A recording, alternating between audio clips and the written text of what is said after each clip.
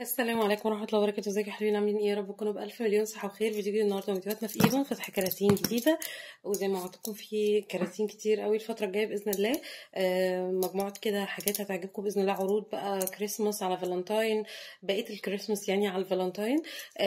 عارفة انه هينزل بعد الفالنتاين، بس احنا مكملين الشهر كله عروض. وكمان عشان دخول رمضان كل سنة وانتم طيبين، وعروض العيد بقى وكله ان شاء الله الفترة الجاية هيبقى ايه، عروض كتير قوي. الحقوها بس لان الكميات مش بتبقى كتيره زي كل سنه. انا عارفه انتوا متعودين ان احنا نقعد نفكر ونشوف ونجيب، ما بقاش فيه الكلام ده. يعني ايه، حاجه تعجبك هاتيها على طول لان الكميات صغيره جدا. لايك شير سبسكرايب وفعلوا الجرس، واللينكات كلها تحت زي ما اتعودنا. ويلا بينا نفتح الكراتين. بسم الله، هم 4 كراتين في الفيديو ده واللي جاي، فهنظبطها. بصوا بقى، دي فتحتها عشان اجيب منها حاجه، وسبت لكم الباقي بالفاتوره اهو. اللي باقي لوشانات فراوي جلامور، من احلى البرفانات ممكن تجربوها.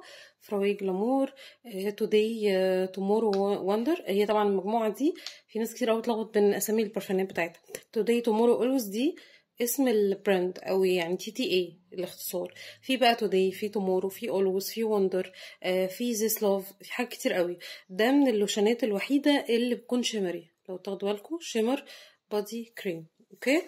والناس كانت طالبه مني الامري كوين ناتشورال، عامله شغل جامد جدا جدا، من احلى البرفانات. انا اللوشن طبعا جربته قدامكم في فيديو من اللي فاتوا، تحفه تحفه كترطيب وريحه خطيره، فاللي بيفكر بصراحه يستاهل. واللوشن بتاع اكين رجالي، لوشنات رجالي بتكون لوشن وبادي ووش، عشان تعرفين طبعا الرجاله مش هيجيبوا كذا حاجه يعني، فبنخليها 2 في 1 كده. احنا طبعا فراوي بيوند من احلى البرفانات اللي ممكن تجربوها في حياتكم. حلوه قوي قوي قوي، مهدور حقها، مش واخده حقها قوي زي بقيه المجموعه. البرفان اللي هو فراوي البني بمعنى اصح يعني. طبعا الريبل او لا، بيوند زمون ده طبعا اتكلمت عنه كتير. هو طبعا في ازرق وفي بني وفي اسود وفي الاصفر الطبيعي العادي. وفي جديد خالص بقى اصفر خالص، يعني مش اللي هو الاوريجينال، لسه هكلمكم عنه لما نجيبه. فالبرفانين دول خطار جدا.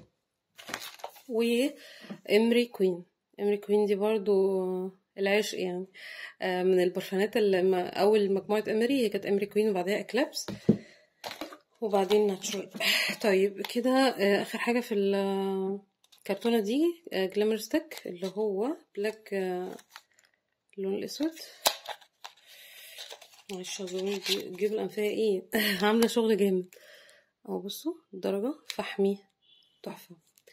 اللي بيسعى على الاسود عن درجات الالوان يلحقوا، لان عروض الكحل تحفه قوي، والكحل ده من احلى الاكحال بصراحه اللي جربناها يعني، انا وناس كتير يعني. اوكي، نفتح اللي بعده. بعد بقى كله سبته لكم على قد ما اقدر. بسم الله.